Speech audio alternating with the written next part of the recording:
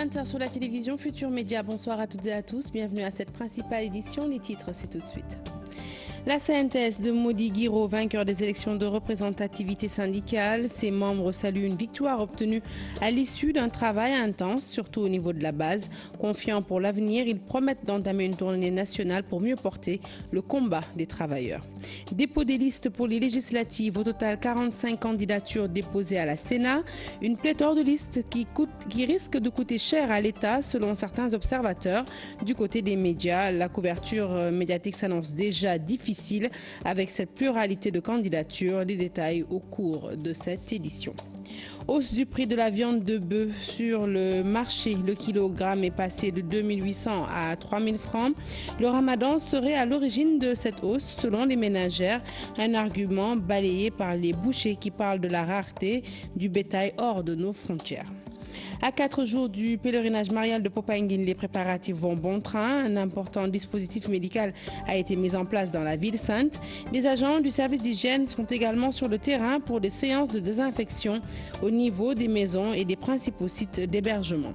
Enfin, l'invité du 20h, il s'agit de M. Mansour Sy, ministre du Travail, du Dialogue social, des organisations professionnelles et des relations avec les institutions. Nous parlerons bien entendu de ces élections de représentativité syndicale. Voilà pour les titres de développement à présent.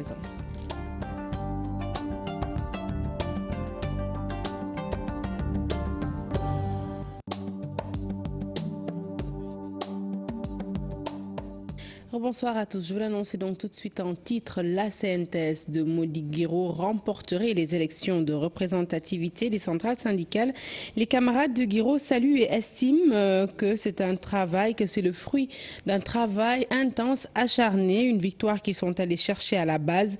Les défis à présent, c'est entamer une tournée nationale afin de mieux porter les revendications des travailleurs. Fatou Kinedem. Plus de 57% à Dakar, selon les premiers résultats. La CNTS arriverait en tête des élections de représentativité des centrales syndicales. Une victoire sans surprise. On est la centrale la plus représentative au niveau du Sénégal et on a un maillage national, ça il faut le reconnaître. Et c'est une vieille centrale, une grande organisation qui a plus de 100 syndicats de base. Plus de 100 syndicats, 250 000 inscrits, un fichier crédible, un travail de proximité durant la campagne. La CNTS dit avoir beaucoup misé sur les enjeux. Il y a beaucoup de problèmes dans les entreprises et dans les services, en termes de violation du droit du travail, particulièrement les questions de santé et sécurité.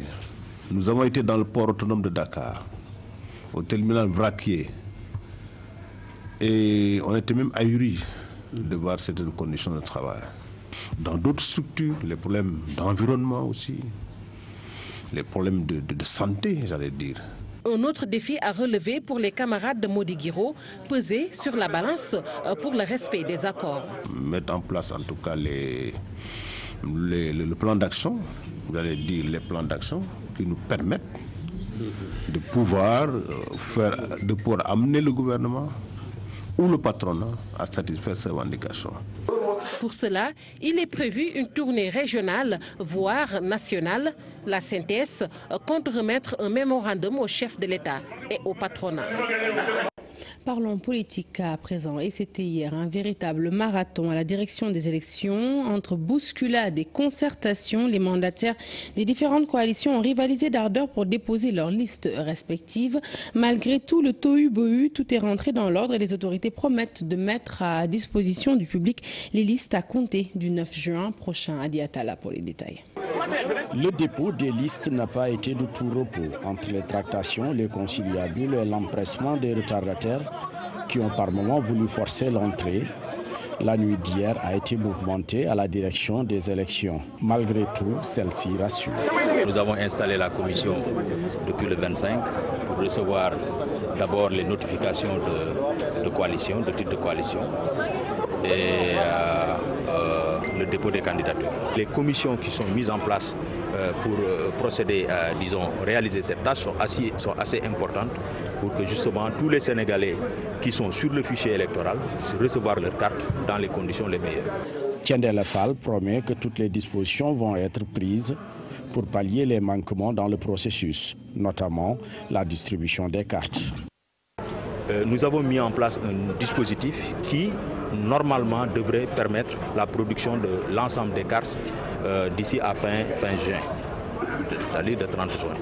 Alors, donc, c'est 3 millions de cartes à peu près qui restent. Et ce dispositif-là, n'est-ce pas, est normalement capable de générer ces cartes-là d'ici là. Et nous aurons, à partir de ce moment, un mois plein de distribution sans production. Ce ne sont pas moins de 40 listes qui ont été déposées. Le choix a été fastidieux pour tous. Maintenant, l'heure est à la mobilisation des troupes pour les mandataires. Et nous restons avec ces mandataires qui justement ont déposé leurs listes respectives et souhaitent apporter le changement pour certains. D'autres, notamment de la majorité, veulent poursuivre leur mission. Toujours au micro d'Ali Attala. C'est une chimère que de penser encore qu'on peut frauder des élections au Sénégal. Il y a une transparence absolue parce que d'abord, nous avons des instruments politiques capables de gérer la transparence.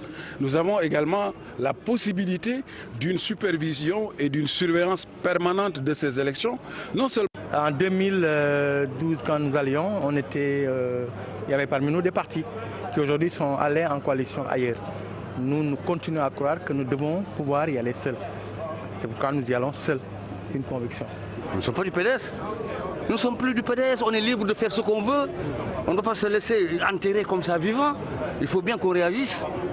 Hein? L'avenir est devant nous. Il y a des gens valeureux. Et puis aussi, il y a beaucoup de personnes qui sont venues vers nous. Parce qu'ils partagent les mêmes idéaux que nous, n'est-ce pas? C'est des gens de refus. Nous sommes des hommes du refus. Le Rêve est un parti politique qui a décidé quand même de battre campagne pour apporter un changement au sein de l'Assemblée nationale. Et pourquoi cette décision? Pourquoi vous avez choisi d'aller seul et pas dans une coalition? Mais parce que je vois que depuis de l'indépendance à nos jours, c'est la même équipe qui est là. Et je pense qu'il est important aujourd'hui que les Sénégalais comprennent que quand même il est important d'apporter ce changement. On n'a pas le choix, on est obligé. Ce n'est jamais facile de faire un choix quand on a un parti vieux de 10 ans et qu'il y a des militants et des responsables un peu partout.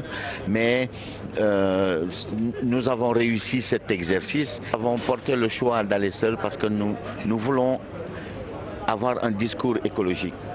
Même un parti seul ferait difficilement ses listes, à plus forte raison, un regroupement de partis. Donc ça a été difficile et depuis ce matin, depuis hier, avant-hier, nous y sommes. Et Wade a-t-il accepté votre demande? Maître Abdoulaye Wade. Je le crois et il sera des nôtres très bientôt. Que j'ai à ma gauche et à ma droite les responsables du mouvement des femmes du RDS qui ont travaillé d'arrache-pied pendant 2 mois dans le cadre d'un fundraising, d'une opération de collecte de fonds pour procéder à des collectes de fonds auprès de nos candidats, de nos militants et de nos sympathisants. Et c'est ainsi que les 15 millions ont été réunis. Donc, dërëmu kenn dugg ci RDS moo ko lijjantil boppam ci kàttanu borom. Aller seul, c'est plus simple pour moi. Il n'y a pas beaucoup de contraintes. Et c'est le résultat d'un travail que j'ai fait avec certaines personnes, avec certains responsables, en l'occurrence Madame Ngoné Ndoye qui est la tête de liste au niveau des femmes, ainsi qu'Ablaye Diouf, secrétaire général du CPG, et d'autres personnes qui ne font que du social et de la politique de développement au niveau de tout le Sénégal. Puisque quiconque, c'est le gouvernement qui a même de pouvoir défendre donc son bilan. Et nous nous réjouissons du choix qui a été porté sur le Premier ministre Bout Abdallah Dionne. D'autres auraient pu aussi donc porter la liste, mais je veux dire, c'est cohérent. Il faut que face à ce que nous sommes, aux échanges vers lesquels nous allons, que vraiment que ce soit le gouvernement qui défende son bilan. Et nous retrouvons Maître Ousmane Ngom, ancien ministre de l'Intérieur. Il affirme qu'il ne peut plus y avoir de fraude dans une élection quelconque au Sénégal. Il a déclaré que tout a été mis en place pour des élections transparentes. Nous l'écoutons à nouveau et toujours au micro d'Ali Attala. C'est une chimère que de penser encore qu'on peut frauder des élections au Sénégal. Il y a une transparence absolue parce que d'abord, nous avons des instruments politiques capables de gérer la transparence. Nous avons également la possibilité d'une supervision et d'une surveillance permanente de ces élections, non seulement par les différents organes indépendants, je ne parle même pas de la Sénat, je ne parle pas des observateurs ou de comités de veille, etc., mais je parle des acteurs eux-mêmes. Parce que tous les acteurs politiques, qu'ils soient de l'opposition ou du pouvoir, sont présents pendant tout le processus électoral. Depuis l'inscription sur les listes électorales jusqu'à la proclamation des résultats, en passant par les commissions de distribution, en passant par les commissions de recensement, en passant par les commissions de proclamation des résultats. Toute l'opposition est en principe représentée. À quel moment alors on peut frauder ces élections? Et voilà donc 45 candidatures au total déposées à la Sénat pour validation. Pour les observateurs, cette pluralité de listes va coûter cher à l'État. Par ailleurs, la pléthore de candidatures pourrait peser lourd sur le taux de participation. Aminata Mbaresso. C'est fait.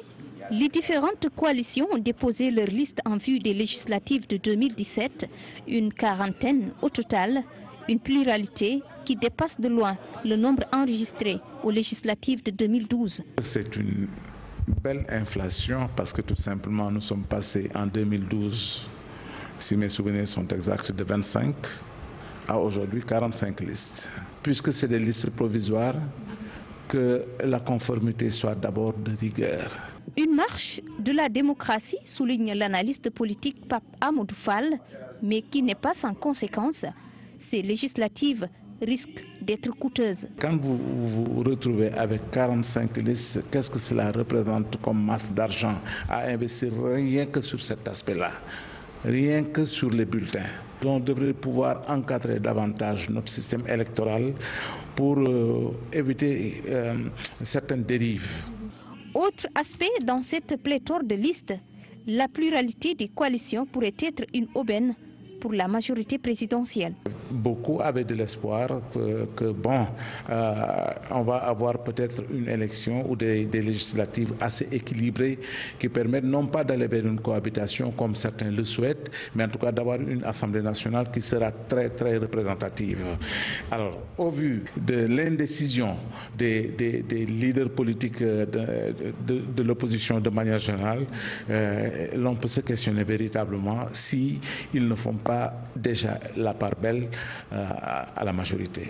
Les dépôts sont clos, place maintenant aux différents examens pour la validation des listes déposées au niveau de la Commission électorale nationale autonome. Plus de 40 listes pour les élections législatives au Sénégal. La couverture médiatique s'annonce déjà problématique pour les professionnels des médias.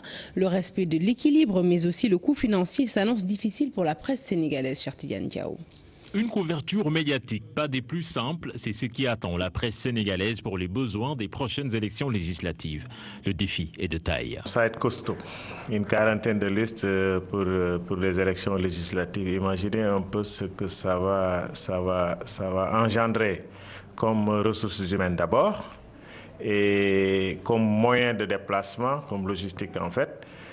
Donc j'imagine un peu le morceau qui est devant nous. La particularité des législatives, c'est qu'on va jusque dans les coins les plus reculés du pays, dans les départements. Donc il y a énormément de candidats, surtout à l'intérieur. Pour les professionnels des médias qui seront confrontés à un nombre pléthorique de listes, il faudra forcément trouver une parade. Aujourd'hui, il faut que les gens se retrouvent entre acteurs de la presse pour voir vraiment comment couvrir. En tout cas, moi, on aurait pu me demander mon avis. Je dis qu'on couvre les départements. S'il y a un leader au niveau d'un département, le correspondant ou l'envoyé spécial qui est sur place n'a qu'à le couvrir. Et au niveau national, on organise des débats au niveau de la radio, au niveau de la télé, pour inviter les ténors des listes nationales, discuter avec eux de leur programme. Sinon, on ne va pas s'en sortir, franchement. L'autre paramètre à prendre en charge, l'aspect pécunier. C'est l'occasion également de tendre peut-être la main aux autorités publiques, politiques, pour appuyer un peu les journalistes en général, l'agence de presse en particulier, pour pouvoir faire face à cette mission de service public qui nous attend. Ces élections ne bénéficient pas donc de soutien financier de l'État, donc nous allons nous débrouiller avec nos propres moyens pour aller donc couvrir toutes ces listes. 45 listes ont été déposées. Pour le moment, les tracas ne font que commencer pour la presse, mais aussi pour les électeurs. Abdoulaye Wade comme tête de liste nationale de la coalition Taxawu Sénégal, Ibrahima Condé Tognan y voit un échec du Parti démocratique sénégalais qui n'a pas réussi à trouver un dirigeant faisant l'unanimité. Le membre de la coalition And Saxal Liguèye s'est également exprimé sur la participation du PS aux prochaines législatives et selon lui, ce qui est important au sein du Parti socialiste, c'est moins les batailles pour être tête de liste, mais plutôt le respect du quota des députés. Dissa Préra. Maître Abdoulaye Wade, tête de liste nationale de la coalition Manko Wattu Sénégal, un choix que le coordonnateur du PDS justifie par le symbole que constitue le pape du SOPI. Mais certains militants semblent déçus par ce choix. Ibrahima Condé Tognan pense que c'est un échec de la direction du Parti démocratique sénégalais. Ça aurait été moi à leur place, je n'allais pas mettre le président Abdoulaye Wade à la tête d'une liste. Parce que le président Abdoulaye Wade est un monument pour tous les Sénégalais. Il est un icône de la démocratie sénégalaise. On peut dire même c'est le père fondateur de la démocratie sénégalaise, la démocratie moderne sénégalaise. Donc il était vraiment un peu décevant de le voir comme tête de liste d'une coalition. Bon, je ne vais pas me focaliser sur les personnes, mais je dirais que c'est un échec de la direction nationale du PDS. Pourquoi on devait être affranchi du président Wade? Dans la mesure où aujourd'hui le président Wade a créé franchement, si je peux me le permettre, des présidentiables. Pour la coalition Benno Bokk Yakaar, les investis au niveau national et départemental à Dakar sont connus. Mohamed Boun Abdallah Dionne va diriger la liste nationale et Maïmouna Ndoye Seck sera tête de liste départementale à Dakar. Deux apéristes pure souche investis, contrairement à 2012. Écoutez, tête de liste ou pas, ce que nous revendiquons, ce que nous cherchons, c'est d'être bien représentés. Tête de liste, c'est une question d'image ou de représentation. Alors ça, du point de vue peut-être personnalité ou quoi, mais nous pensons que ce qui est important, c'est d'avoir bel et bien son quota dans ce quota global de Benno Bokk Yakaar. Et je pense que le Parti socialiste a bien négocié, a bien discuté. Nous pensons que nous ne pouvons pas avoir moins que ce que nous avons. Voilà ce quand vous me demandez, c'est que nous sommes un parti respectable et respectueux dans le Benno et nous vous attendons un quota respectable. Va-t-il battre campagne ou pas? Le retour de Maître Abdoulaye Wade va certainement renforcer Manko Wattu Sénégal. La coalition Benno Bokk Yakaar a investi Moustapha Niasse, tête de liste départementale à Nioro. L'actuel président de l'Assemblée nationale s'éloigne de plus en plus de l'hémicycle. Pape Samba Mboup, lui, fustige l'investiture de Maître Abdoulaye Wade comme tête de liste nationale de la coalition gagnante Wattu Sénégal. Selon lui, le Parti démocratique sénégalais doit prendre son destin en main et laisser Maître Abdoulaye Wade se reposer. Nous l'écoutons au micro d'Ibrahima Kane. Par rapport au président Wade, moi je trouve que c'est malheureux à son âge de venir diriger une liste nationale des législatives. Pour un ancien président à son âge, vraiment, moi je suis triste quoi. J'ai même pitié de lui. Parce qu'il est manipulé. Ces gens-là qui nous manipulent, ils ne diront jamais à leur grand-père ou à leur père de venir être tête de liste. Leurs pères sont à la maison, ils sont en train de les chuchoter, de les choyer. Mais Abdoulaye Wade, on le manipule, on le met au devant de la scène. C'est son fils qui le manipule. C'est son fils qui le manipule. Je suis sûr que si Abdoulaye Wade, si son fils était un noir, un Sénégalais, il n'allait pas accepter qu'on le mette toujours en avant. Coalition, vous êtes en coalition. Un Sénégalais 100%, je veux dire. Allez, parlons conso à présent. Hausse du prix du kilogramme de bœuf sur le marché. Le kilogramme est passé de 2800 à 3000 francs CFA. Celui du foie s'achète à 2000 francs au lieu de 1800 francs. Les ménagères disent que c'est dû au ramadan. Les bouchers, de leur côté, le justifient par la rareté du bétail hors de nos frontières. Maïmouna Ndiaye Mardien ont fait un tour au marché central de Ouakam. Reportage. Aïssatou Thiam daanaka wër na marché central bu Ouakam ba mu daj li mu doon jënd si mooy yàpp nag wante bu mu ñëwee liñ ko xamal mooy léegi juróom benn téeméer lay jaar te moo ne bu njëkkoon daañu ko wecci ñeent fukk. Nous n'avons pas le choix. Avec le ramadan, les repas sont améliorés. Les temps sont durs, mais je pense qu'il faut qu'on diminue les prix. Sala Sow moom it bi mu ñëwee ci marché bu Wakaam loolu la fa fekk li mu doon jënd mooy foie wante dañ ko wax ne foie bi ak yàpp nag bi ñoom ñëpp a yam dañ ko yokk. Voilà, et nous nous excusons, vous avez sans doute remarqué que c'était plutôt l'élément en Wolof. Nous n'excluons pas d'y revenir certainement dans nos prochaines éditions. Rebondissement dans l'affaire qui met en cause le garde du corps du maire de Bambilor. Il vient d'être condamné à 3 mois de prison ferme. Il est accusé d'être à l'origine de violences survenues lors du meeting de son patron. En conférence de presse, les proches du maire réfutent cette thèse selon laquelle le garde du corps est un nervi et parle de tentative de liquidation politique du maire Ndiagne Diop. Ousseynou Thiam, Biradiagne. 3 mois de prison ferme et 500 000 francs de dommages à payer, tel est le verdict du procès qui opposait le garde-corps du ministre Omar Gueye et celui du maire Ndiagne Diop. Face à la presse, les proches de l'édile de Bambilor estiment qu'Adama Traoré alias Ziggy est loin d'être un nervi comme le prétendent la partie plaignante. Nous avons désagréablement été surpris par une convocation de Adama Traoré devant la justice. Et il s'est trouvé qu'à l'issue de ce meeting, qu'on a voulu salir son nom, le traitant de nervi, le traitant d'un homme qui se trouve toujours en état d'ébriété, ce qui est archi faux. Le maire a voulu faire de Adama Traoré son garde-corps, c'était parce qu'il avait vu que c'était un homme juste, un homme droit, un homme calme, pondéré et un homme qui savait gérer des situations. Je crois qu'Adama Traoré a été victime d'une cabale qui a été savamment ourdie par certaines autorités de la localité. Pour ses proches du maire Ndiagne Diop, tout ceci n'est qu'une tentative de liquider politiquement leur mentor. Je dis qu'aujourd'hui, le comportement du ministre, c'est un comportement qui va vers une trahison. On ne demande pas un coordinateur départemental qui est là pour sacrifier les responsables communaux. C'est pas ça qu'on souhaite. On ne peut pas avoir un responsable plus engagé que Ndiagne Diop dans le département. Par rapport au découpage qui s'est passé, vous vous retrouvez avec 3 villages. Il a eu la chance de se retrouver avec 21 villages. Cela ne doit pas être une jalousie. Ces responsables et militants du maire de Bambilor promettent de ne pas se laisser piétiner politiquement et réclament l'arbitrage du président de leur parti, le chef de l'État, Macky Sall. À Saint-Louis, les pêcheurs ont déversé des tonnes de sardinelles sur le fleuve, provoquant du coup des dégâts en termes d'hygiène, mais aussi sur l'environnement.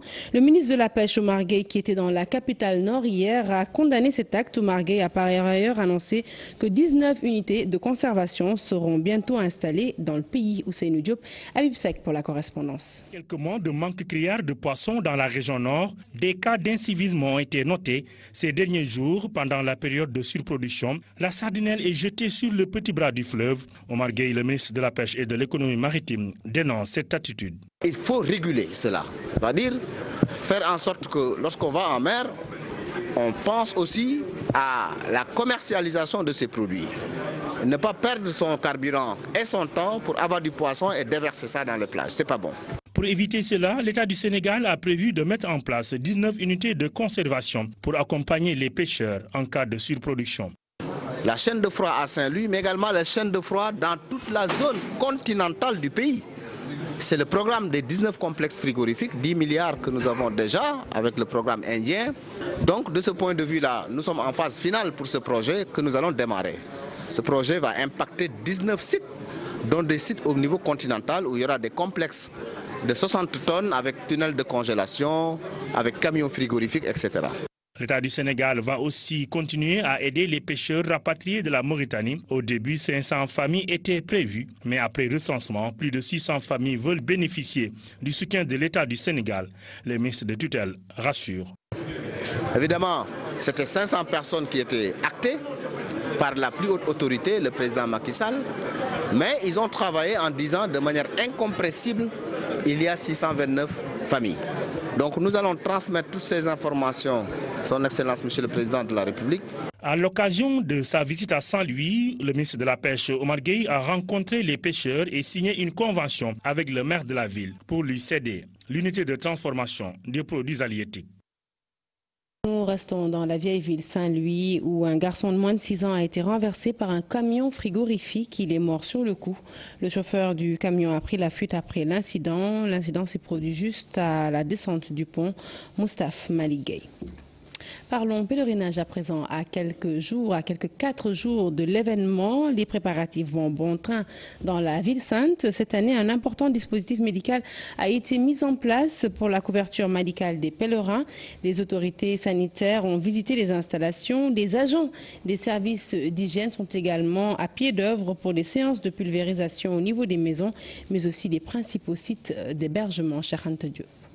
Popenguine est déjà en plein dans les préparatifs de la 129e édition du pèlerinage marial. Les autorités sanitaires de la région médicale de Thiès, les agents des services d'hygiène sont à pied d'œuvre sur les activités de prévention, d'information, d'éducation, de communication et d'hygiène. Plus de 51 agents des services d'hygiène sont mobilisés pour des séances de désinfection et de pulvérisation des domiciles. Nos équipes sont en Popenguine depuis le 25. Ils ont procédé au traitement intradomiciliaire. Les agents ils ont procédé à l'AID, donc au traitement intradomiciliaire des domiciles pour lutter contre les moustiques. Nous allons donc couvrir cela avec une nébulisation. Généralement, les gens ont l'habitude de voir le service de l'hygiène faire du saupoudrage. Nous avons voulu innover avec ce nouveau moteur qui est acquis par la générosité, par exemple, du commandement, pour nous permettre d'être beaucoup plus efficaces, beaucoup plus présents sur le terrain. Dans le domaine de la couverture médicale, le dispositif de l'année dernière qui a connu un succès a été renforcé. On avait décidé de mettre en place un système de surveillance épidémiologique, reconduire la détention de 11 millions de francs CFA, mobiliser 550 agents de santé civils et militaires, dont des médecins généralistes, des spécialistes, des paramédicaux et des éléments de service d'hygiène. Toutefois, le comité d'organisation relève quelques difficultés liées à l'approvisionnement correct en eau à quelques jours de l'événement religieux. Ce problème d'eau est lié surtout au calcaire qui se trouve au niveau des canalisations. Mais ce problème avait été posé en CRD et nous avions eu quand même les assurances. Le comité d'organisation du pèlerinage se félicite des dispositions prises par l'État pour un bon déroulement du pèlerinage. Popenguine fait peau neuve pour accueillir ses hôtes. Nous restons avec le pèlerinage marial de Popenguine. À cette occasion, le groupe Futur Média a rendu visite à Monseigneur Benjamin Ndiaye. Une visite de courtoisie et pour apporter sa contribution à l'événement. De l'eau, essentiellement, a été remis à l'archevêque pour la marche des jeunes chrétiens. Fatou Bintou Conté était de cette visite. Reportage. C'est devenu une tradition. Tous les ans, le groupe Futur Média apporte sa contribution à l'occasion du pèlerinage marial de Popenguine. Et cette fois encore, il n'a pas dérogé à la règle en offrant de l'eau aux marcheurs. C'est au nom du groupe Futur Média. Comme chaque année, c'est une tradition, c'est une visite traditionnelle que nous faisons pour venir apporter notre contribution en termes de bouteilles d'eau. Parce que nous savons la jeunesse chrétienne, très fervente, qui s'active à la marche, aura besoin de se rafraîchir au cours de cette marche. Donc nous, notre principe, c'est de les accompagner en termes de couverture médiatique, mais aussi en termes d'eau. Nous sommes au cœur de l'événement. Nous sommes vraiment très proches de l'Église et nous réaffirmons notre engagement à toujours accompagner l'Église ainsi que toutes les familles religieuses que compose le Sénégal. Avec une forte délégation, à sa tête le directeur de l'information de la radio Futur Média, Antoine Diouf, le groupe Futur Média compte accompagner l'Église durant tous les moments forts du pèlerinage à travers ses différents supports médiatiques. À l'occasion du pèlerinage marial de Popenguine, nous tenons et nous prenons l'engagement de vous accompagner à travers nos différents supports médiatiques pour que l'événement soit un succès au plan médiatique. Toutes les dispositions ont été prises pour une bonne couverture, que ce soit par la télévision, que ce soit par la radio, que ce soit par le journal ou le site d'information.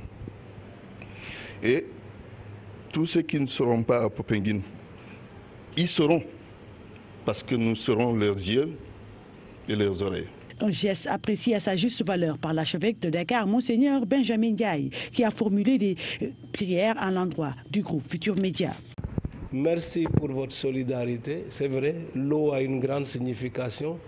L'eau est la source de la vie. Et quand on marche beaucoup et qu'on perd beaucoup d'eau, on doit récupérer. Et donc, Ce don que vous faites est très utile et très significatif. Merci pour la collaboration. Vous êtes les transmetteurs d'un événement fort important. Vous permettez à des millions de personnes de par le monde de suivre l'événement qui va nous rassembler à Popenguine. Et notre mission, c'est de prier pour que toutes les prières qui seront faites ce jour-là, durant ce week-end-là du moins, bénéficient à notre pays pour une plus grande cohésion sociale, bénéficient surtout aux jeunes. Le thème du pèlerinage me paraît fort important. Et Marie, modèle, éducatrice pour nos familles, c'est tout un programme quand on sait que la famille est mise en danger aujourd'hui quand même par des idéologies de toutes sortes. Et ce n'est pas au hasard que ce thème a été choisi, c'est pour vraiment renforcer l'identité familiale. Avec ce geste, le groupe Futur Média vient encore une fois de plus réitérer sa fidélité à l'Église catholique et compte les accompagner durant tout le long de cette 129e édition du pèlerinage marial de Popenguine. Allez, un peu de sport avant de passer à l'invité du 20h. Coupe du monde U20, Corée du Sud 2017. Les Lions jouent leur 8e de finale ce jeudi. Ce sera face au Mexique à 7h30. Le milieu Ousseynou Cavani Diagne et le défenseur latéral Souleymane Aw manqueront à l'appel à cause de suspension. Le Sénégal a l'objectif de rejoindre le 2e représentant africain, la Zambie en l'occurrence, en quart de finale. Les Zambiens ont sorti ce mercredi les Allemands sur le score de 4-3 après prolongation. Et toujours en foot, préparation de l'équipe nationale de foot en vue de la première journée des éliminatoires à la CAN 2019. Sachez que les Lions ont effectué leur 5e galop d'entraînement ce mercredi. C'était à Saly, Portugal. Le milieu de terrain, Henri Cévé, de rappeler la détermination des Lions à réussir leur entrée dans ces qualifications. Nous l'écoutons. Ces propos sont recueillis par nos confrères de la cellule de communication de la Fédération sénégalaise de football. C'est toujours compliqué de préparer les matchs, surtout quand c'est en fin de saison comme ça, parce qu'il y a eu beaucoup de matchs déjà dans la saison. L'idée, c'est de venir ici avec beaucoup d'envie, parce qu'on sait que c'est des matchs très importants. Et on a envie de bien finir cette saison, parce que jusque-là, je pense qu'on a fait des très bonnes choses. Donc il y a ce premier match contre l'Ouganda qui va être très important, parce que je pense que ça va donner le ton pour le match contre la Guinée équatoriale. Donc c'est un match qu'il faut très bien négocier, parce que le match d'après, c'est un match de qualification, donc il faudra rentrer très vite dans cette qualification avec une victoire. On avait déjà rejoué à Dakar. Hein. Un match officiel, mais un match amical, ça fait... Ouais, mais pour nous, il n'y a pas de... Peu importe que ce soit un match amical ou de qualification, on aborde les matchs de la même façon, on a toujours envie de gagner, que ce soit un match amical ou pas. Donc voilà, pour nous, il n'y aura pas de calcul à faire. C'est un match qui va conditionner le deuxième match. Donc, pour nous, il a d'amical que le nom, donc il faudra mettre beaucoup d'intensité, beaucoup d'engagement pour gagner. Voilà, tout de suite, l'invité du 20h.